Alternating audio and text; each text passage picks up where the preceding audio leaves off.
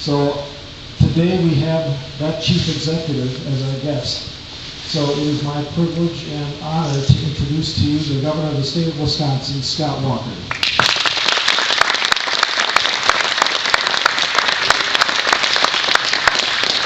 Well, good morning. And if I tip over in the front row, it's from all these microphones on me. I apologize for that.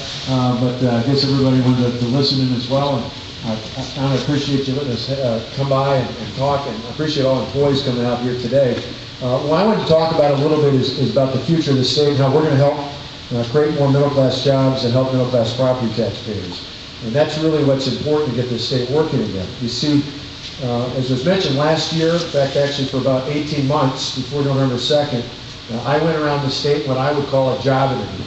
I applied to be the chief executive officer of our state government, the governor of the state of Wisconsin. And as I was applying for that job, I was here in northeast Wisconsin quite a bit. I was all over the state of Wisconsin. And I talked to people on the interviewing committee, which was all of you who are voters in the state of Wisconsin. And what I heard time and time again was that people wanted someone who was going to get Wisconsin working again.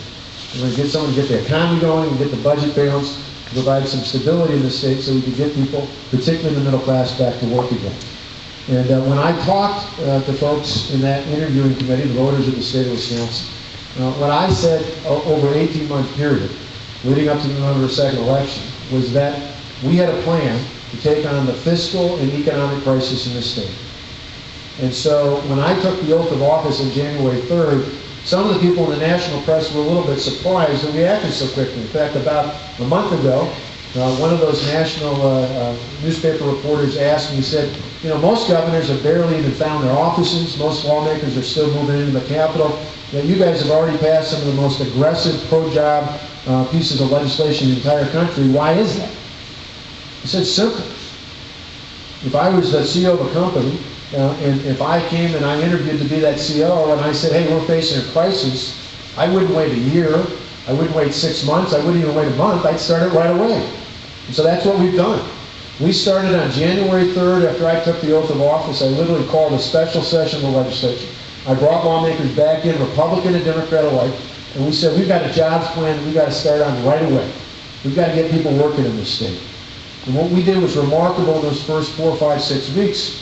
Democrat and Republican, because on nearly every piece of legislation we had Democrats joining with Republicans under our plan in a special session to create more jobs, to lower the tax burden on job creators, to lower the regulatory burden and the litigation burden, to make it easier. You all know here, having health savings accounts, you know how we were one of 4 states that still taxed health savings accounts. We repealed the state tax on health savings accounts, so it makes it easier not just for employers, but for all of you as workers, as employers who have HSAs, to be able to access that for affordable health care without having the state government pile on another tax on top of that. We changed the way we do the Department of Commerce so that the person who now heads up the Department of Commerce for me, who's the former head of the Greater Green Bay Area Chamber of Commerce, see, we're being efficient. We're even conserving energy while I'm talking. That's pretty good.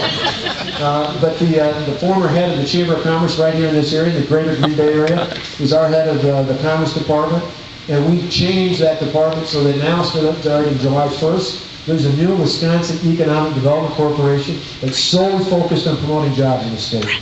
It's taking a model from other states across the country where they transformed the Department of Commerce from an agency that was about regulating commerce to one that's about promoting commerce, one that's about putting more people to work, one that's about expanding our economic opportunities in this state. And the great news is in the first month and a half we did it, we ultimately did it while bringing Republicans and Democrats together to get people to work. And you know, the reason why, I believe, is because when you think about a job, it's not a Republican job, it's not a Democrat job, it's a Wisconsin job. And so we need to get back on track doing that again. Because we had tremendous success over the first month and a half, we're going to have tremendous success again in the future as we get back on track when it comes to the economy. And we've already seen some good early results.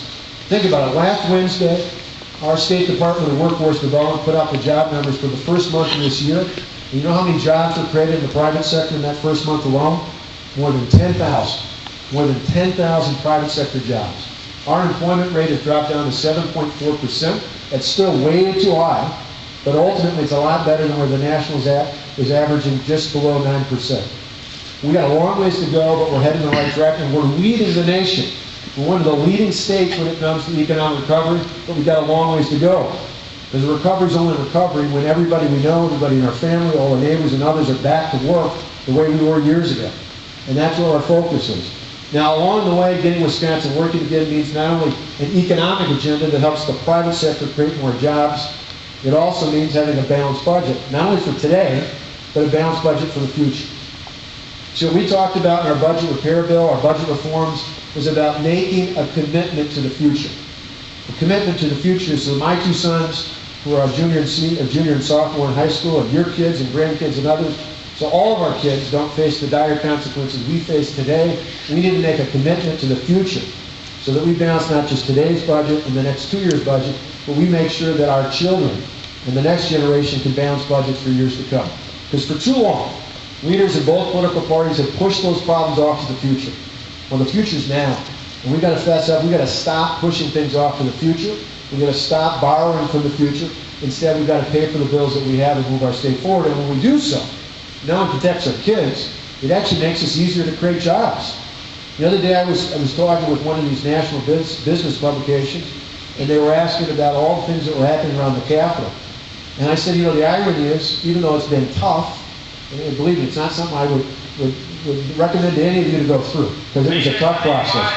But the bottom line is the stability that we bring now in the state government, but to local governments, for years and years in the future, will make it easier for businesses and employers to invest in the state of Wisconsin, because they know we have the courage to do what other states have failed to do. That is create a stable form of government and make sure we can pay our bills, we can balance our budgets, and we can do it without putting it off on the backs of middle-class taxpayers. Because for years and years, you know, you've seen it not only at the state, you've seen it at the local level here and across the state of Wisconsin. For too long, government has grown bigger and bigger and bigger. And instead of getting more services, what you've seen are higher costs and higher property taxes. And that is something that ultimately hurts the middle class in this state. What we did with our budget reform was ultimately something that reforms the system so we protect middle class jobs and we protect middle class property taxpayers. We protect the jobs because now, instead of doing what nearly every other state across the country is doing, from one end of the country to the other, from New York to California, everyone between Democrat and Republican governors alike, are cutting billions of dollars from their schools and the local governments to balance the budget deficits. You know, in Wisconsin, we've got a $3.6 billion deficit. Think about that. $3.6 billion. If we were to pass that on in terms of a tax increase for all of us in the state, that'd be over $600 for every man, woman, and child in this state. For a family of four like mine and like probably many of yours, a family of four would be paid more than $2,500 if we paid for it just in a tax increase spread around all of us in the state of Wisconsin.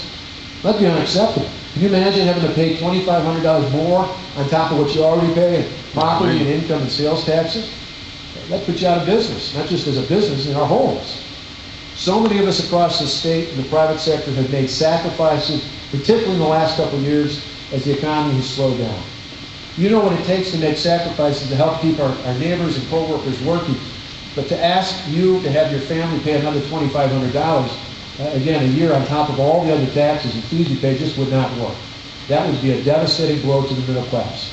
And so what we're saying is, instead of a tax increase, instead of piling it on through higher property taxes or a higher income or higher sales tax, what we're doing is something that's innovative.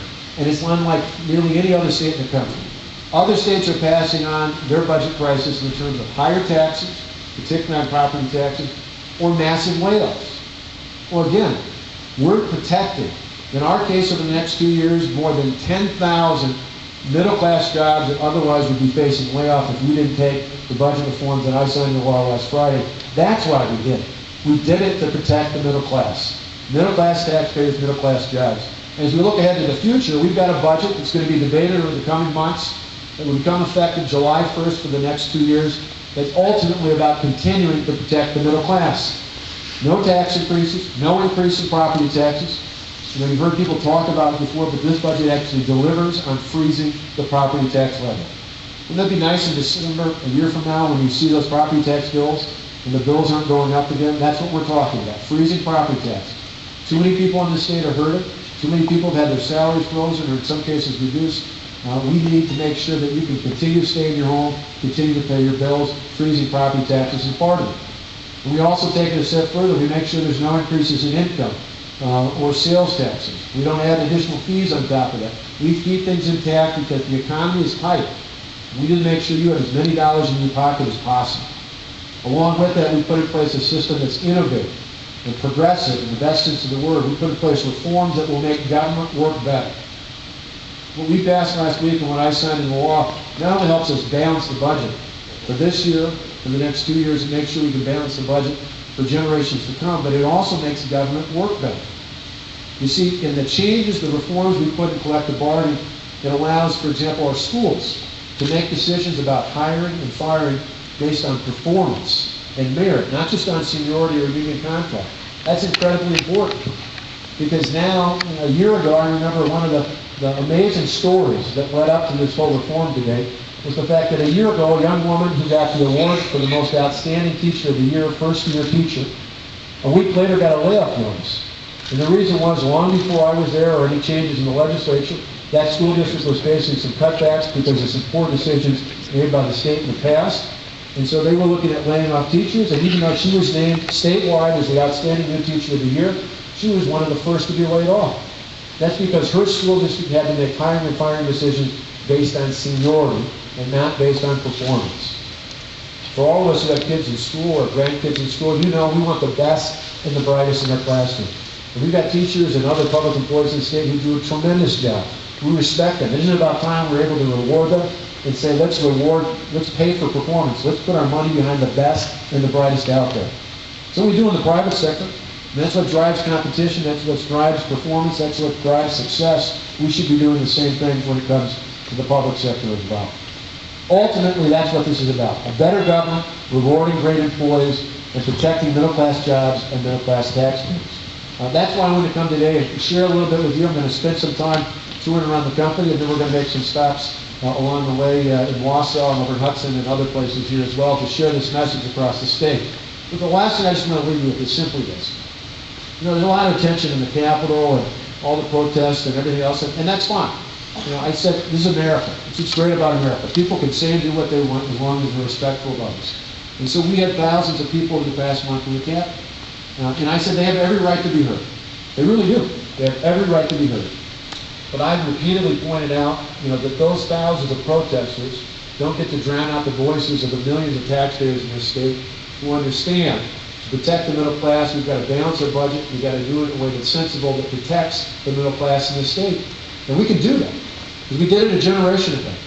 When I grew up back in the 80s in the small town of Delvin, down near the Illinois state line, I remember we faced very similar circumstances to what we face today.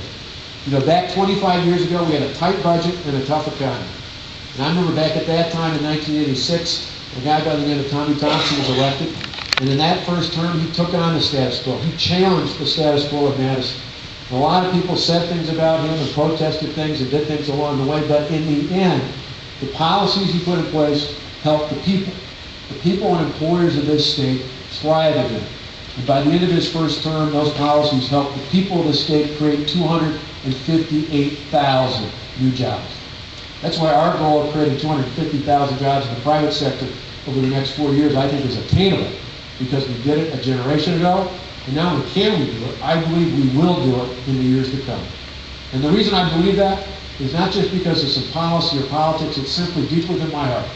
I know that for the sake of my two sons, and your kids and other kids around the state, I don't want to see them have to grow up in a state that isn't at least as great as the Wisconsin I grew up in. That's our mission, to get this state working again. Thank you for the chance to let me talk to you again a little bit, and we'll see you as we tour around the plant. Thanks very much.